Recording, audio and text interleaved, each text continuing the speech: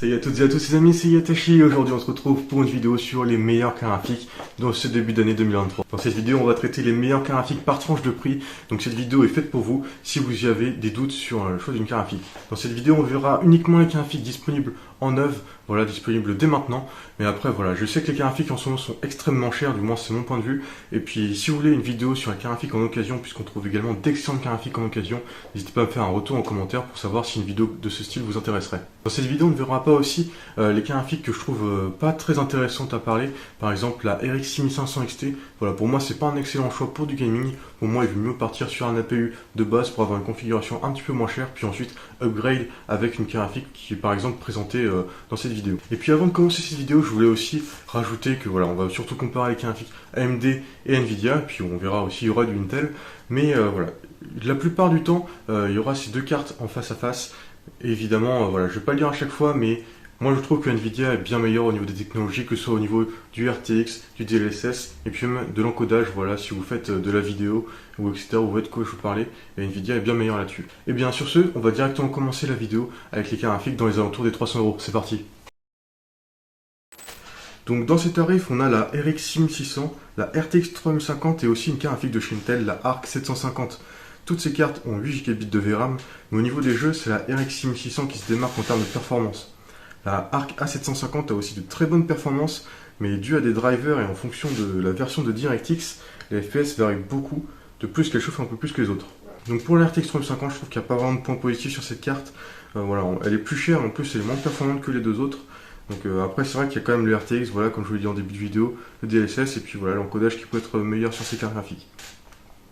Donc pour moi, la meilleure carte à ce tarif actuellement, c'est la RX 6600, mais je pense que la ARC 750 pourrait la dépasser dans un futur proche avec les sorties de nouveaux drivers de chez Intel. Lorsque vous avez un budget de 600 € à peu près pour faire une configuration, je vous conseille l'une de ces trois cartes graphiques. Franchement, surtout la RX 6600 qui se débrouille plutôt pas mal. Et puis c'est une carte graphique qui pourra tout faire tourner actuellement, donc voilà en 1080p, et donc ça c'est plutôt pas mal. On va maintenant passer aux cartes graphiques autour des 300 et 400 €, donc ici plutôt pour une config vers les 800 €. Pour ce prix, voilà, on retrouve deux grosses cartes, voilà, donc la RX 6500 XT et puis la RTX 3050, donc voilà, deux très bonnes cartes graphiques. Voilà, la RX 6650 XT est plutôt plus performante en jeu.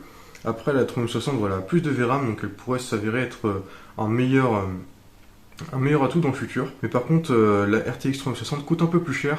Voilà. Moi, actuellement, personnellement, je préférais prendre la RX 6550. Mais c'est vrai qu'avec la VRAM, aujourd'hui, on le voit par exemple à des jeux comme Hogwarts Legacy.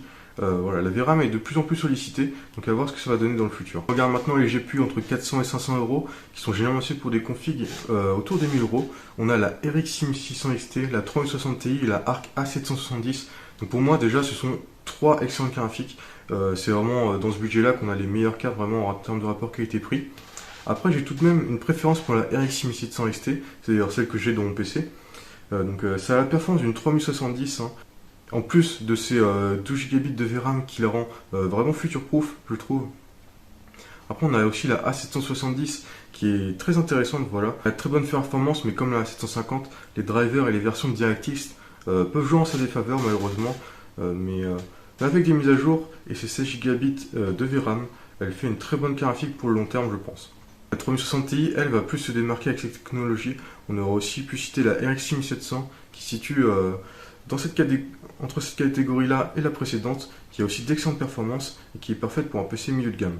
On passe maintenant aux cartes graphiques que je considère comme des flagships, voilà, des cartes graphiques qui coûtent extrêmement cher. Ici, voilà, le prix bas ce sera 800 € pour la RX 6950 XT. Voilà, des cartes graphiques qui sont clairement pas données pour tout le monde. Donc, il y a plein de cartes excellentes, hein, voilà, donc notamment la RX 6950 XT, qui est une des cartes les plus puissantes du moment, hein, très clairement, qui reste encore plutôt accessible, hein, on va dire. Puis on retrouve les 4070 Ti et les 4080 ainsi que la 7900 XT. Voilà, c'est des cartes graphiques de dernière génération et qui sont extrêmement puissantes, mais clairement pas à la portée de tout le monde. Donc voilà, c'est des cartes graphiques honnêtement que je connais assez peu, donc voilà, j'aurais du mal à vous conseiller là-dessus. Donc pour moi, le meilleur choix reste encore la 6950 XT, car elle reste moins chère, même si elle est moins puissante que les trois autres.